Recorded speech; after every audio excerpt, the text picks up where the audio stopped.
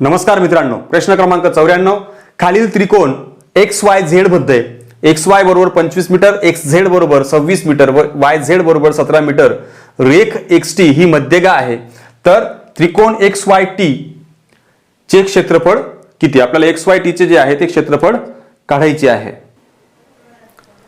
मित्रांनो, आपल्याला इथे एक माहिती असायला पाहिजे की XT ही मध्यगा जर आहे तर ही दोन समान भागांमध्ये म्हणजे क्षेत्रफळांमध्ये या त्रिकोणाचं विभाजन करते आहे। यावरून आपल्याला पहिलं काम करायचं आहे की या संपूर्ण त्रिकोणाचं क्षेत्रफळ काढायचं आहे। आणि मित्रांनो, आपल्याला माहिती आहे जर समजा इथे तीन बाजू दिलेल्या असतील तर तिघी बाजू असताना आपण त्या त्रिकोणाचं जे आहे ते क्षेत्रफळ काढू शकतो युजिंग द हिरोज फॉर्म्युला। तो फॉर्म्युला आहे S - A S - B आणि S - C हा तो फॉर्म्युला आहे।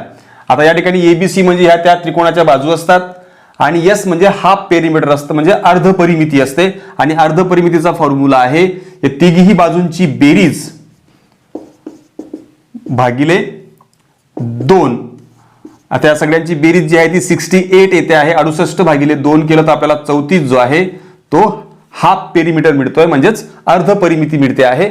आणि या अर्ध परिमितीची जी व्हॅल्यू आहे ती इथे टाकायची आहे आणि आपल्याला तिघी त्रिकोणांच्या ज्या बाजू आहेत त्या देखील दिलेल्या आहेत।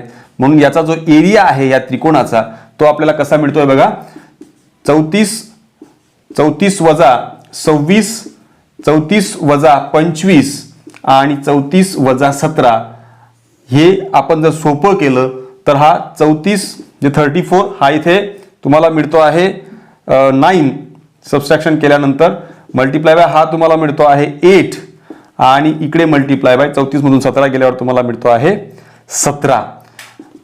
अशा प्रकारचं वर्गमूळ जर काढायचं असेल तर अशा ठिकाणी शॉर्टकट ट्रिक वापरायच्या मित्रांनो। त्या कशा 17 दुने 34 होतात म्हणून हा 17 आणि याच्यामध्ये एक फॅक्टर 2 आहे।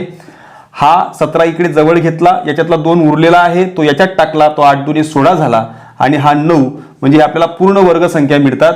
म्हणून हा एकदा लिहायचा 17, 16चं वर्गमूळ येतं 4, 3चं वर्गमूळ आहे 3। अशा पद्धतीने जे आहे आपल्याला 4 त्रिक 12 आणि 12 गुणिले 17 जर आपण केलं तर या ठिकाणी आपल्याला मिळतं आहे 204। हे एरिया ऑफ त्रिकोण आहे। या संपूर्ण त्रिकोणाचा आपल्याला जो एरिया आहे क्षेत्रफळ आहे ते मिळालेला आहे। परंतु आपल्याला विचारलेला आहे X Y आणि T म्हणजे या भागाचं क्षेत्रफळ विचारलं। ऍक्च्युअली ह्या दोघी भागांचं क्षेत्रफळ जे ते सारखं आहे, कारण मध्यगा त्यांना दोन समान क्षेत्रफळांमध्ये विभाजन करते। म्हणजेच आपल्याला जो रिक्वायर्ड हवा असलेला जो ट्रायंगल आहे, त्रिकोण आहे, त्याचा जो एरिया आपल्याला काढायचा आहे तो तुम्हाला 1/2 गुणिले हे जे क्षेत्रफळ तुम्हाला आता पूर्ण त्रिकोणाचं काढलंय त्याचं करायचं आहे। तर इथे भाग दिल्यानंतर तुम्हाला जे मिळणार ते आहे 102 चौरस मीटर हे